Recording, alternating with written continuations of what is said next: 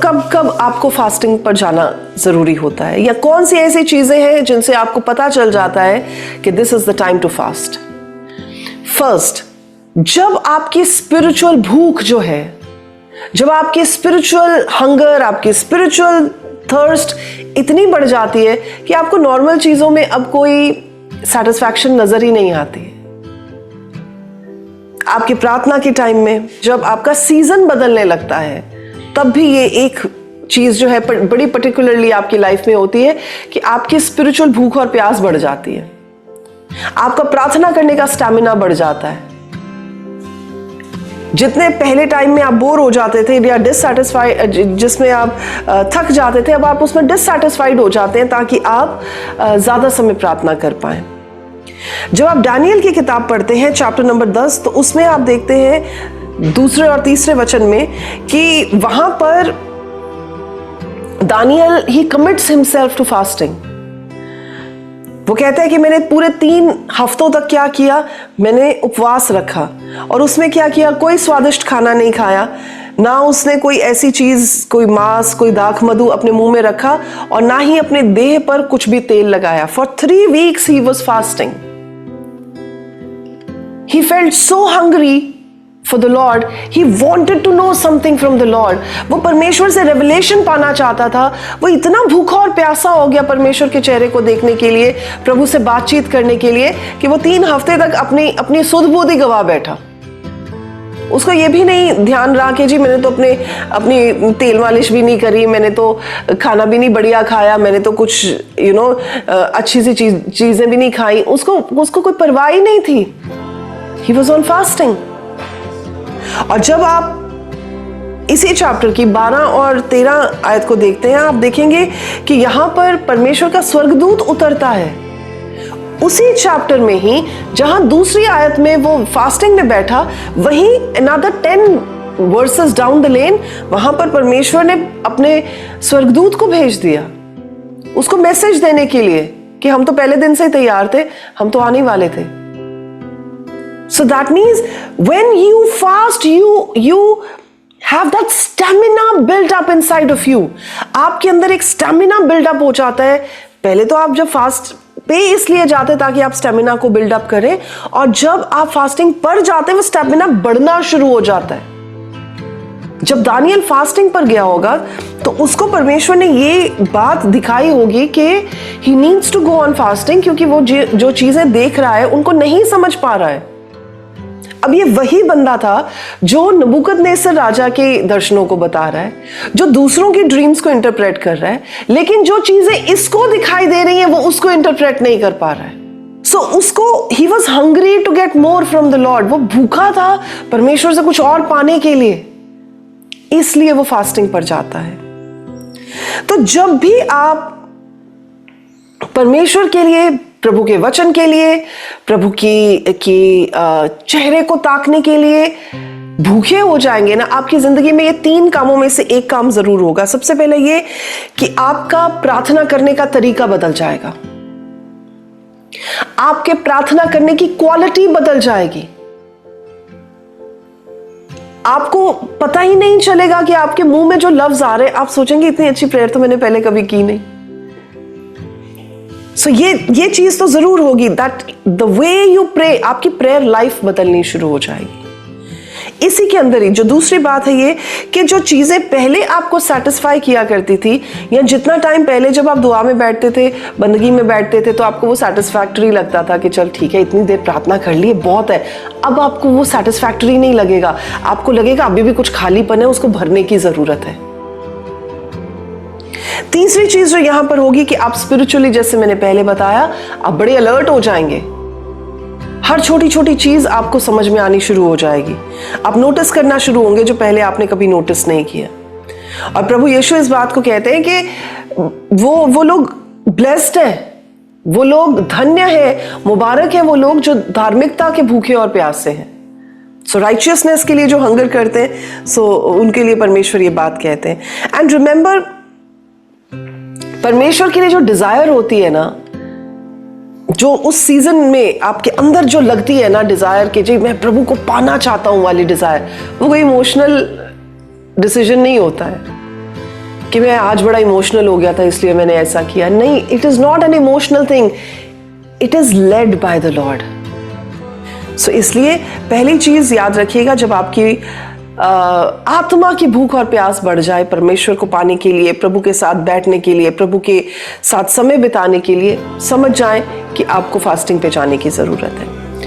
दूसरा तब सिनारियो जबकि आपने कोई ऐसे इंपॉर्टेंट डिसीजंस लेने हो या आप किन्हीं ऐसे क्रॉस रोड्स पर हो जो बहुत स्ट्रैटेजी की जहां पर जरूरत है और आपको समझ नहीं आ रही कि मैं कैसा फैसला लूं, मैं इस चीज को कैसे डिसाइड करूं, या मैं एक ऐसी जगह पर हूं जहां पर मेरे पास इतनी सारी चॉइसेस हैं और सारी चॉइसेस ही अच्छी हैं, तो मैं कौन सी चॉइस पे ओके करूं ताकि मेरी लाइफ जो है आगे जाके भी अच्छी रहे। वहां पर आपको फास्टिंग करनी लाजमी है। जब आप रानी एस्तर के बारे में पढ़ते हैं, 4 चैप्टर को जब आप पढ़ते हैं, उसके 15 और 16 वचन को आप देखिएगा, एस्तर इस बात की डिक्री करवा देती है, मॉर्देकाई को ये मैसेज भिजवा देती है कि हम जी फास्टिंग पे जा रहे हैं और सबको बोल दो कि अगले 3 दिन 3 रातें फास्टिंग पर रहें। It was an important decision. जब आप अर्जेंसी में प्रार्थना करते हैं, अर्जेंसी में जब आपको अपनी प्रार्थना में पावर की जरूरत है, तब आप फास्टिंग पर जाते हैं। वो ऐसी जगह पर थी जहां उसे पता था कि अगर उसने स्टैंड नहीं लिया तो उसके लोग मार दिए जाएंगे। She had to take a decision।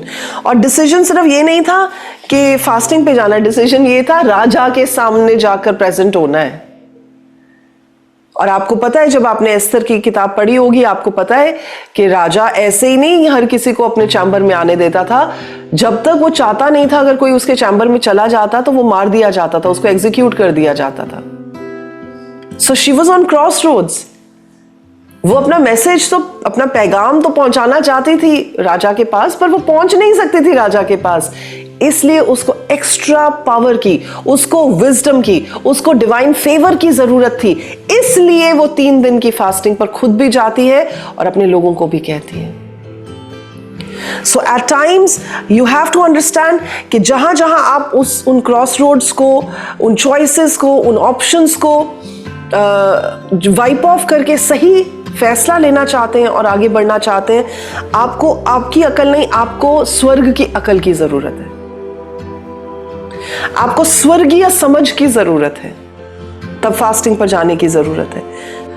उसको पता होना चाहिए था कि जब वो राजा के सामने जाएगी उसको क्या बोलना है, कैसे बोलना है, कितना बोलना है और कब बोलना है। तो ये कब आपको कौन सिखाता है?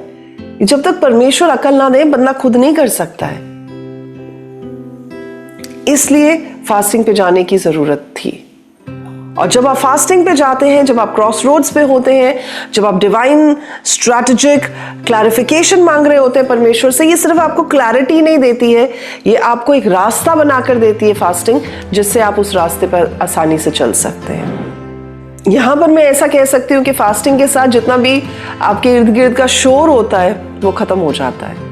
आपको क्लैरिटी हो जाती है, आपको सब चीजें सामने साफ दिखाई देनी शुरू हो जाती हैं। सो दूसरी बात आपको समझ में आ गई, when you have to have right decision, सही चॉइस, सही स्ट्रैटेजी, विजडम की जरूरत है, तब आप फास्टिंग पर जाते हैं। तीसरा सिनेरियो तब जबकि आपको समझ में आ रहा हो कि आपके आसपास का स्पिरिचुअल वातावरण जो है, स्पिरिचुअल मैं कहूंगी वॉरफेयर, यानी स्पिरिचुअल जो बैटल है, आत्मिक युद्ध है, वो इतना ज्यादा इंटेंसिफाइड हो गया है कि आप अकेले उसको मैनेज नहीं कर सकते। आपको फास्टिंग पे जाने की जरूरत होती है। जब आप ऐसा ऑपोजिशन फेस करते हैं, जब आप ऐसा विरोध फेस करते हैं जो प्रार्थना के साथ जिसकी ब्रेक थ्रू नहीं आ सकती, जब आप उस जगह पर होते हैं जहां पर आपको बहुत पावर की जरूरत है, उन दीवारों को गिराने की, उन जगहों को भेदने की जो आप नॉर्मल प्रेयर में नहीं कर सकते, you need to go in a time of fasting. आपको उपवास में जाने की जरूरत है। जब आप मत्ती रचित सुसमाचार में चैप्टर नंबर 17 में पढ़ते हैं, प्रभु यीशु मसीह के चेले उनके पास उस क्वेश्चन के साथ भी आते हैं कि वो क्यों नहीं डीमन को निकाल सके। प्रभु यीशु मसीह ने तो निकाल दिया था, पर चेलों से तो नहीं निकला था। तो प्रभु यीशु मसीह ने कहा कि ऐसे डीमंस को निकालने के लिए उपवास की जरूरत होती है। वो डीमन के लिए उपवास की जरूरत नहीं होती है, आपके लिए उपवास की जरूरत होती है, ताकि आप पावरफुल हो सके उस डीमन को निकालने के लिए। तो आपकी फास्टिंग डीमंस को नहीं वीक करती हैं। Please understand this very carefully. आप अगर उपवास पे जा रहे हैं तो उसके साथ दुष्ट आत्माएं नहीं कमजोर होती, आप पावरफुल हो जाते हैं ताकि वो आपके सामने कमजोर पड़ जाए। So when you go in a time of fasting, what are you doing? You are not just fasting कि जी मैंने खाना नहीं खाया, मैं भूखा हूं। आप सिर्फ फास्ट नहीं कर रहे होते, आप उस अथॉरिटी को जिसमें परमेश्वर ने आपको रखा है ऑपरेट होने के योग्य हो जाते हैं। आप उस अथॉरिटी में, या मैं यूं कह दूं, उस अथॉरिटी को इस्तेमाल करने के लायक हो जाते हैं जो प्रभु ने आपको दी है।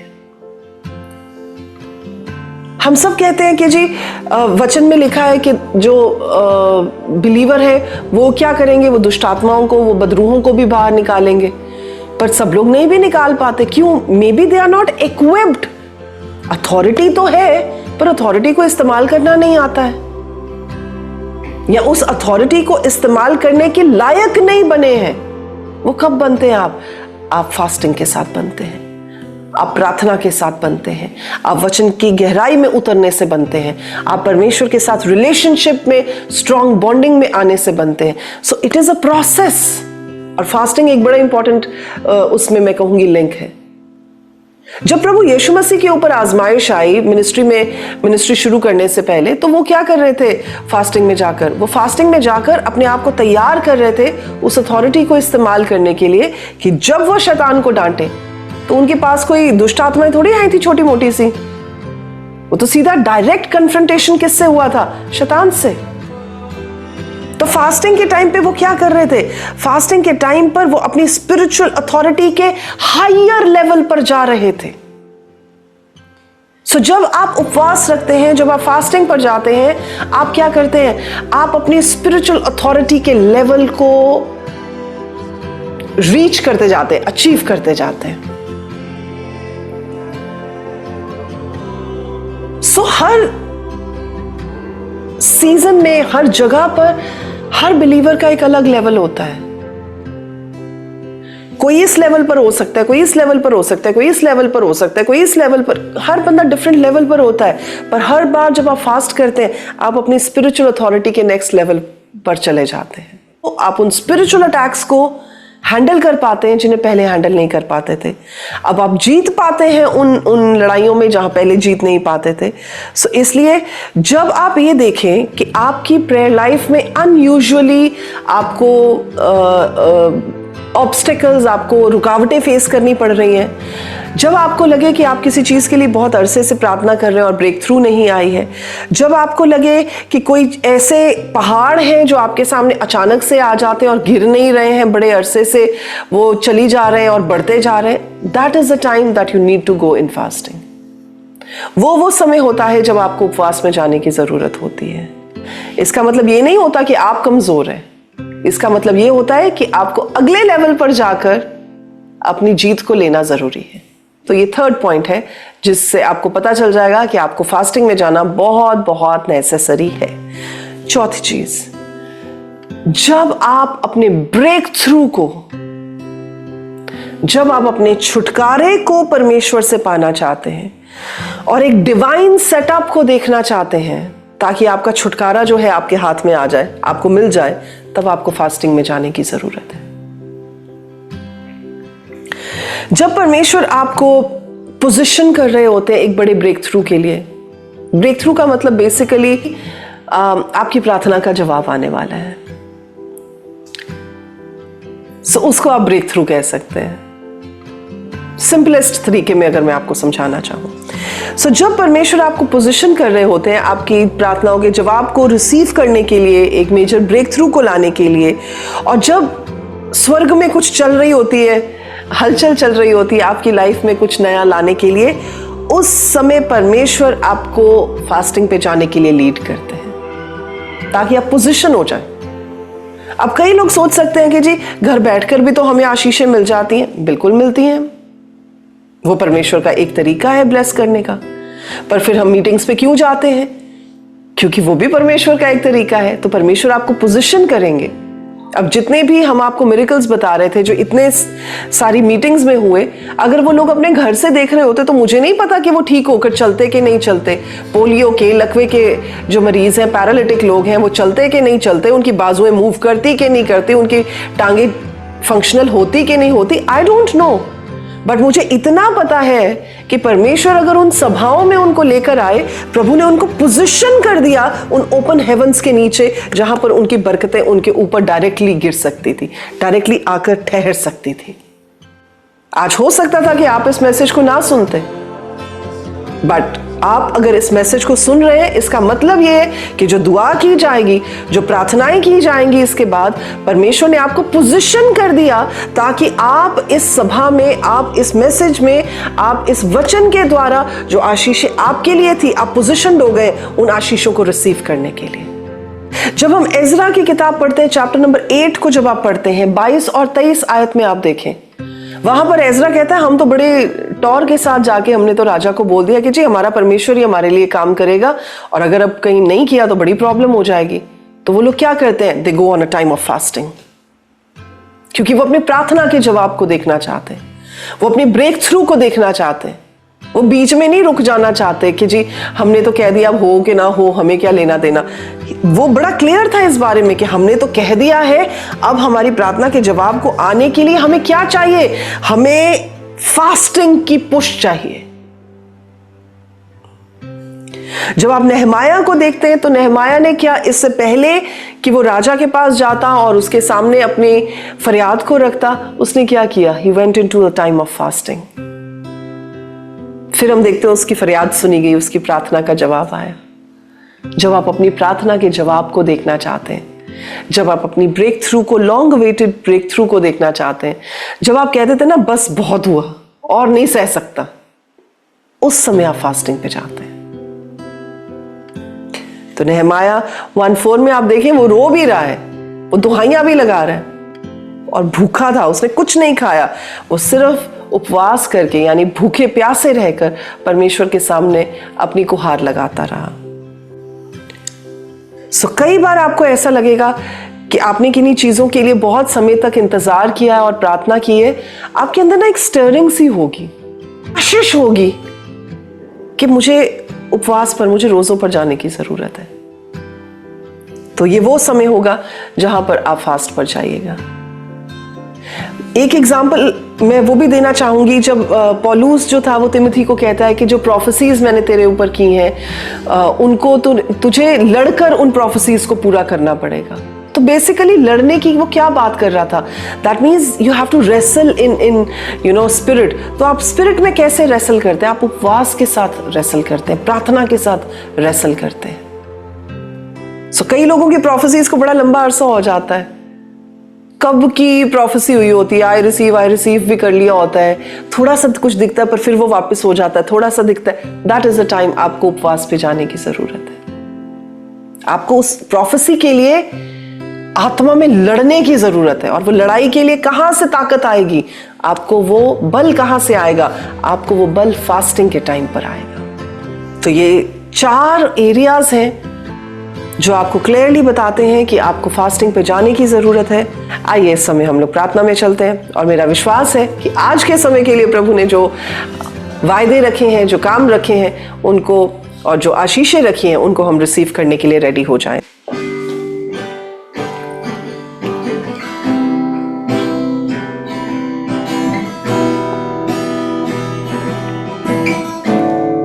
इस समय मेरी आपके लिए प्रार्थना है कि परमेश्वर आपको रिवील करें, आपको जाहिर करें।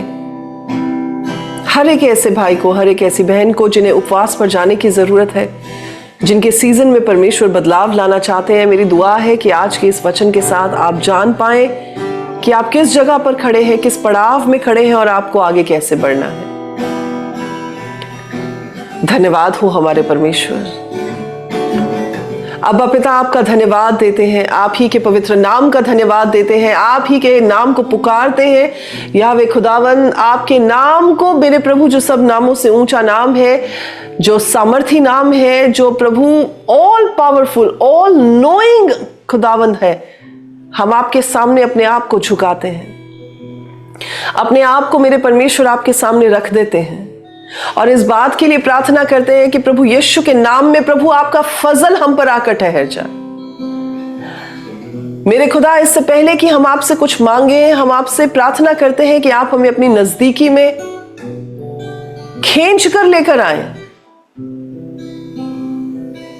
हमारे मन की भूख और प्यास को आपके लिए बढ़ाएं, हमारे रिलेशनशिप को अपने साथ और मजबूत करें। पवित्र आत्मा प्रभु जी, मेरी प्रार्थना है इस समय हमारे साथ जुड़े हुए हर एक व्यक्ति को मेरे प्रभु जी आप छुए, उनके मन से बात करें, उनकी जिंदगियों से बात करें, उनके हालातों से बात करें और होने दे मेरे परमेश्वर पिता कि हर एक कमजोरी उनकी जिंदगी से प्रभु यीशु के नाम से निकाल दी जाए। अगर आत्मिक कमजोरी है तो वो प्रभु यीशु के नाम से जाती रहे, अगर शारीरिक कमजोरी है तो प्रभु यीशु के नाम से छोड़कर जाए, अगर मानसिक कमजोरी है तो प्रभु यीशु के नाम से इसी घड़ी उसके चंगुल टूटे। अगर घर के और रिलेशनशिप के रिगार्डिंग कोई कमजोरी है तो वो कमजोरी प्रभु यीशु के नाम से आपकी जिंदगियों को छोड़े। अगर आपके बच्चों की लाइफ में या आपके अजीजों की लाइफ में कोई भी कमजोरी है, वो कमजोरी उनकी जिंदगियों को इसी घड़ी छोड़कर जाए प्रभु यीशु के नाम में।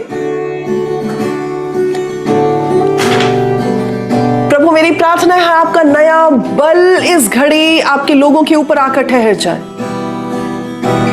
वो स्थान जो खाली हुआ है कमजोरियों के जाने से, प्रभु वो आपके बल से, आपकी ताकत से भर दिया जाए। पवित्र आत्मा प्रभु जी, आप अपने लोगों को छूकर उन्हें नए बल के साथ भरे, जैसे आपके वचन में लिखे, you are the Lord God who renews our strength. आपकी नई ताकत, आपका नया बल प्रभु आपके लोगों में आकर ठहर जाए।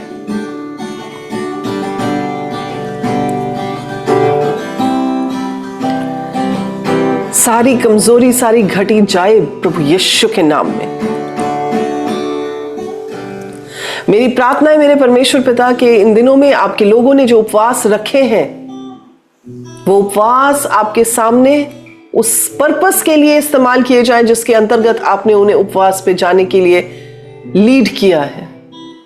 और जिन जनों से आप बात कर रहे हैं कि उन्हें उपवास में जाने की जरूरत है, प्रभु मेरी प्रार्थना है कि आप अपने अनुग्रह के साथ उन्हें भरें, अपने बल के साथ भरें, ताकि वो फास्टिंग पर जाकर उस काम को पूरा कर सके जिसके लिए प्रभु आप उन्हें लीड कर रहे हैं। मेरी प्रार्थना है मेरे परमेश्वर पिता कि आज इस वचन के अनुसार आपके लोग जानने पाए कि उन्हें कहां कहां उपवास की जरूरत है। बंजर धरती पर आपकी ओर से नए पौधे उगे प्रभु यीशु के नाम में। प्रभु आपको सारा आदर, सारी महिमा और जलाल देते हैं और प्रभु यीशु के नाम से इस प्रार्थना को मांगते हैं। प्रभु के सब लोग कहेंगे आमीन और आमीन। Thank you. प्रभु आप सबों को बड़ी आशीष दे और मेरा विश्वास है कि आज के वचन में जो आपने सीखा है, आज की प्रार्थना में जो आपने रिसीव किया है, वो एक उत्तम भाग है। That is the best part that you have received, और वो आपसे चुराया नहीं जा सकता, वो आपसे छीना नहीं जा सकता। आमीन। सो प्रभु को सारा धन्यवाद देंगे। सो आज के सेशन में यही है और हमारी प्रार्थना है कि परमेश्वर ने जो चीज़ें आपको सिखाई हैं उनमें आपको बढ़ने का हियाब और हौसला और मौका भी दें, और जब आप वापस हमसे मिलें तो आप अपनी गवाही के साथ हमें मिलें। सो गॉड ब्लेस यू ऑल। परमेश्वर आप सबों के साथ हों, आपके घरानों को भी प्रभु ब्लेस करे, आपको भी ब्लेस करे, आपकी सेहत को ब्लेस करे। ये हमारी आपके लिए प्रार्थना है प्रभु यीशु के नाम में। आमीन। God bless you all. Shalom shalom.